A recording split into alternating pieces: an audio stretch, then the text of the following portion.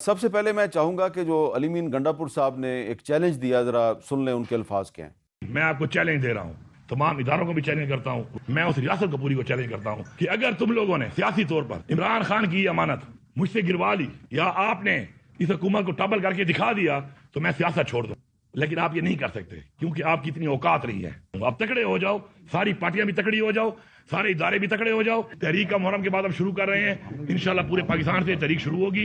جی طلال چوہی صاحب، پہلی بات تو یہ ہے کہ وہ کہہ رہے ہیں جی کہ کسی کا باپ بھی میری حکومت نہیں گرا سکتا، اور دوسری بات وہ کہہ رہے ہیں تیار ہو جاؤ 10 محرم کے بعد تحریک چلا رہے ہیں۔ بسم اللہ الرحمن الرحیم۔ میر صاحب، آپ کو یاد ہے شیخ رشید صاحب اور فواد چودھری صاحب جب عدم اعتماد آیا تھا کیا بیان دیتے تھے؟ وہ بھی یہی کرتے تھے، لیکن میں ان کی بڑکوں پہ نہیں جاتا۔ ہم نے تو انہیں چیلنج یا کے پی کے لوگوں نے دیا ہوا ہے کہ سوات کے لوگ ڈوبنے نہیں چاہیے، وہاں پہ اسسٹنٹ کمشنر ہو یا کوئی عام آدمی شہید نہیں ہونا چاہیے، دہشت گردی ختم ہونی چاہیے، سی ٹی ڈی بننی چاہیے، دہشت گردی کے خلاف سی ایم کے پی کا فرنٹ لائن کے طور پہ اسے آنا چاہیے۔ کس نے انہیں کہہ دیا ہے؟ کیوں خواب میں سوچتے ہیں کہ جی وہ چیلنج بھائی آپ نے کرنا ہے، جا کے سوات کی نالیکی یا نااہل لوگوں کو کرو۔ تحریک عدم اعتماد نہیں آ رہی۔ دیکھیں میری گزارش سنیں، کوئی ایسی ابھی کوئی بات ہوئی نہیں، اور آپ نے اس بات کو ایک ایشو بنا لیا ہے۔ آپ کے جو اندر کی ٹوٹ پھوٹ ہے وہ ہم نے روکنی ہے۔ اب مجھے یہ بتائیے میر صاحب، یہ پاکستان کے وہ سیاسی نلائق ہیں، ان کی حکومت ہم نے کیا توڑنی ہے؟ انہوں نے اپنے ہاتھوں سے توڑی ہیں اپنی حکومتیں۔ پنجاب کی توڑی تھی؟ کس کی حکومت تھی؟ مجھے بتا دیں آج کے دن تک کسی نے توڑی ہو؟ وفاق میں ان کی حکومت ہم نے نہیں توڑی، ان کے اتحادیوں نے علیحدہ ہو کے توڑی ہے، اپنے اراکین کو، اپنے اسپیکر کو۔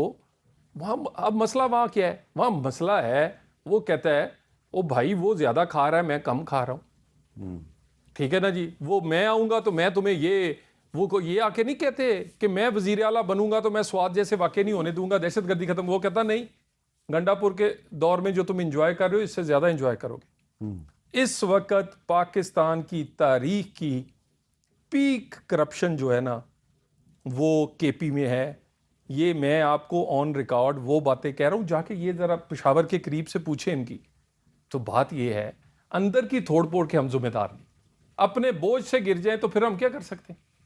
اچھا عامر ڈوگر صاحب، یہ جو 10 محرم کے بعد تحریک چلانے کی بات کی ہے علی مین گنڈاپور صاحب نے، تو آپ بالکل سمجھتے ہیں کہ تحریک انصاف 10 محرم کے بعد صرف خیبر پختونخوا میں نہیں بلکہ پنجاب اور سندھ اور بلوچستان میں بھی تحریک چلانے کے قابل ہوگی؟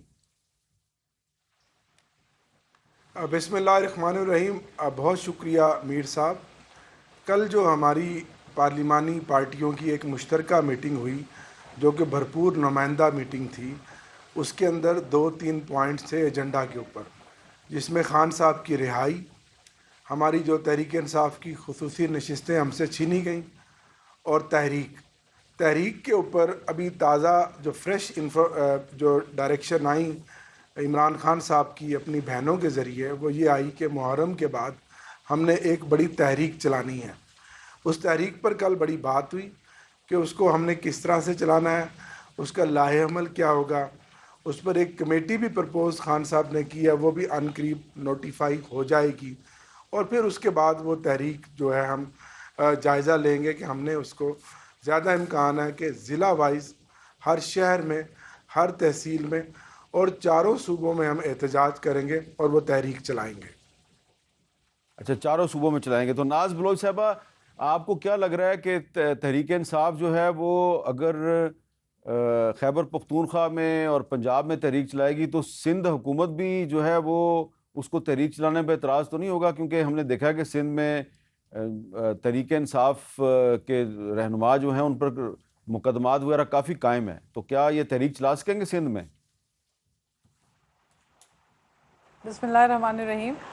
حامد میر صاحب، تحریک تو یہ جہاں چاہیں جب چاہیں یہ چلائیں، پرامن تحریک جو کہ ڈیموکریٹک نارمز ہیں اس کے مطابق چلائیں۔ 9 مئی جیسے واقعات جلاؤ گراؤ کے لیے تو کوئی بھی ان کو اجازت نہیں دے گا۔ البتہ جہاں تک آپ نے بات کی، یہ انہوں نے بجٹ کے دوران بھی تقاریر کے اندر یہی بات کہی تھی کہ کیا ان میں سندھ میں اجازت ملے گی پروٹیسٹ کرنے کی. دیکھیں پرامن پروٹیسٹ احتجاج جو ہے وہ حق ہے سیاسی جماعتوں کا، بالکل کریں، لیکن بات یہ ہے کہ ہم نے تو یہ دیکھا کہ کے پی میں جب پاکستان پیپلز پارٹی کی خواتین نے احتجاج کیا بے روزگاری کے خلاف، وہاں کے ایشوز کے خلاف، تو وہاں پہ ان پہ تشدد کیا گیا، لاٹھی چارج کی گئی. تو میرا خیال ہے یہ رویہ کچھ اپنے آپ کو یہ خود دیکھیں کہ ان کا رویہ کیا ہے. البتہ 10 کروڑ کے بسکٹ کھا جانے والی حکومت جو ہے کے پی کے کی، وہ تحریک نکالے گی کیا؟ وہ تو میرا خیال ہے ان کا فوکس ہی کچھ اور ہے. آسٹیریٹی کے نام پہ شروع ہونے والی سیاسی جماعت کا اگر یہ حال ہو کہ 10 کروڑ کی خود تو آپ بسکٹیں کھا جائیں، اور اگر دریا میں جو ہے سوات میں پوری کی پوری فیملی 2 گھنٹے انتظار کرتی رہی، تو وہاں پہ تو ہمیں حکومت نام کی کوئی چیز نظر نہیں آئی. تو کے پی کے حالات کے اوپر اگر ہم بات کریں، میرا خیال ہے کہ وہاں کے ایشوز کے اوپر اگر یہ فوکس کریں، یہ گیدڑ بھپکیاں، یہ دھمکیاں، یہ اس طرح کی زبان استعمال کرنا، لب و لہجہ، میرے خیال ہے جو گرجتے ہیں وہ برستے نہیں، یہ درست کہاوت ہے. دیکھ لیتے ہیں، پہلے بھی بڑی تحریکیں ان کی چلیں، بڑے انہوں نے احتجاج کرنے کی کوشش کی، لیکن آپ نے دیکھا کہ کس طرح سے پھر جو ہے دوڑ بھی لگ جاتی ہے. چند 100 لوگ لے کر آ جاتے ہیں جہاں حکومت ہے وہاں سے، باقی تو ہم نے نہیں دیکھا کہ تحریک انصاف کے کوئی جتے ہمیں دوسرے صوبوں میں تو نظر بھی نہیں آ رہا ہے.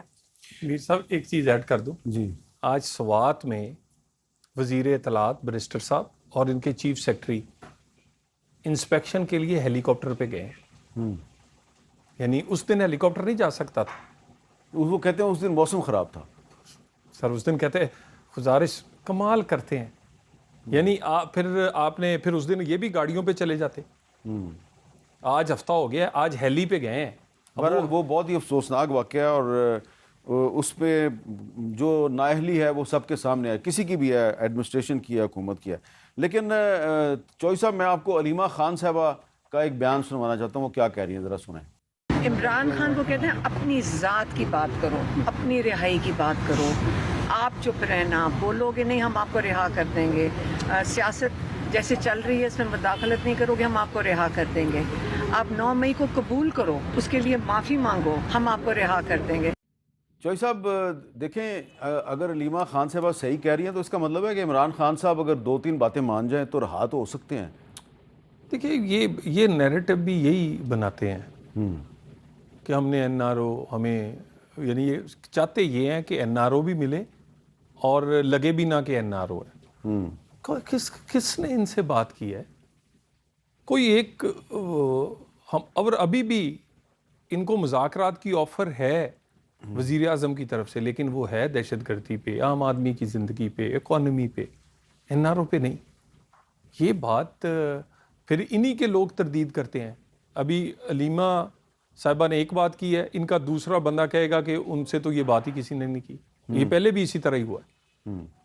تو یہ گھر میں بھی وہ میرا مطلب ہے. تو آپ کہہ رہے ہیں کہ عمران خان کو جیل میں کسی نے کوئی آفر نہیں کی؟ سر کوئی انہیں آفر نہیں ہے، یہ بالکل آفر چاہتے ہیں. یہ پریس کانفرنس بتاتی ہے کہ یہ آفر دو تو ہم مانیں گے، آفر ہے نہیں ہے. یہ خود سے اور باقی وہ ان کی بھابھی بہنوں کی لڑائی ہے، وہ ایک پوری جماعت اس کا شکار ہے.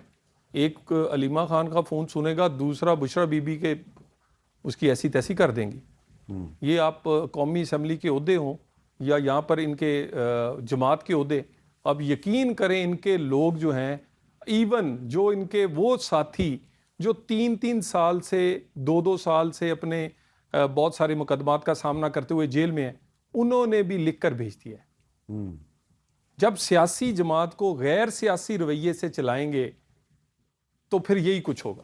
اچھا ڈوگر صاحب، یہ بتائیں کہ یہ جو علیمہ خان صاحبہ نے جو بیان دیا ہے کہ عمران خان صاحب کو آفر ہو رہی ہے اور کہا جا رہا ہے جی کہ آپ صرف اپنی بات کریں اور 9 مئی پہ معافی مانگ لیں تو آپ کو رہا کر دیں گے، تو کوئی آپ نے ایسی بات سنی ہے؟ درست فرما رہی ہیں علیمہ خان صاحبہ؟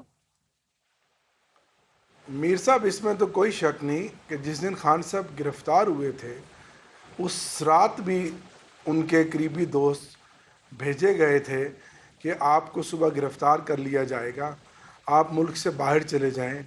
یہ جہاز بھی کھڑا ہوا ہے لاہور ایئرپورٹ پر اور آپ نے دنیا کے جس کونے میں جانا ہے آپ جائیں. اور وہ آفر ان کو اس وقت متعدد بار گرفتاری سے پہلے کی گئی. اور ان کو یہ پتہ تھا کہ آج میں جا رہا ہوں تو مجھے گرفتار کر لیں گے. اور اس کے بعد بھی اب سب جانتے ہیں کہ 8 فروری سے پہلے بھی کئی دفعہ ان کو یہ آفرز ہوئی کہ آپ ملک سے باہر چلے جائیں, آپ ہاؤس اریسٹ ہو جائیں. اور پھر 8 فروری کے بعد بھی جب حکومت بن رہی تھی ان 3-4 مہینوں میں بھی آپ جانتے ہیں کہ بڑے اعلیٰ پیمانے پہ ڈائلاگز ہوئے, لوگ گئے جیل کے اندر گئے, جیل سے باہر آئے, اور اس وقت بھی ان کو آفرز تھیں. ہمیشہ آفرز نہیں ہے, اور 26 نومبر کی کہانی تو سب کو پتہ ہے. تو وہ عمران خان ہے, نہ وہ بھاگا نہ وہ بیمار ہوا, وہ آج بھی ڈٹ کر جیل میں کھڑا ہے. یہ 75 سالہ تاریخ میں پہلی دفعہ ہے کہ کوئی سیاسی لیڈر جیل میں بیٹھ کر اپنے موقف پر 2 سال سے زائد عرصہ ہو گیا قید و بند کی صحبتیں برداشت کر رہا ہے. ان کی صحت کو بھی خطرات ہیں, ان کا وزن بھی گر رہا ہے, ان کو جیل میں ان کے ساتھ جو سلوک ہو رہا ہے وہ جنگی قیدیوں کے ساتھ بھی نہیں ہوتا, لیکن وہ اپنے موقف پر ڈٹ کر کھڑا ہے. ایسی مثال پاکستان کی سیاست میں یا جنوبی ایشیا کی سیاست میں اگر کوئی ایک بھی ہے تو مجھے بتا دیں, ورنہ لوگ لیٹ جاتے ہیں, NRO لے جاتے ہیں, 70 صندوق بھر کے سعودی ایئرلائن کا جہاز آتا ہے, راتوں رات نکل جاتے ہیں, 10 سال کے معاہدے کر کے چلے جاتے ہیں, جعلی جھوٹی میڈیکل رپورٹیں بنا کر آنکھوں میں دھول جھونک کر اور چلے جاتے ہیں. اور وہ جاتے ہیں تو ظاہر ہے اس میں بے شک حکومت تحریک انصاف کی ہوتی ہے, لیکن اس میں سہولت کار وہی لوگ ہوتے ہیں جن کے ہاتھ میں آج بھی طاقت ہے. تو عمران خان تو ڈٹا ہوا ہے. عمران خان آج ایک نظریے کا نام ہے, ایک تحریک کا نام ہے. کچھ بھی کر لیں, اس کی پارٹی سے آپ بلہ چھین لیں, ہزاروں مقدمات درج کر لیں, خصوصی نشستوں پہ ڈاکہ مار لیں, ہمارے لوگوں کو نااہل کر دیں, لیکن آج بھی عمران خان اپنے موقف پہ کھڑا ہے.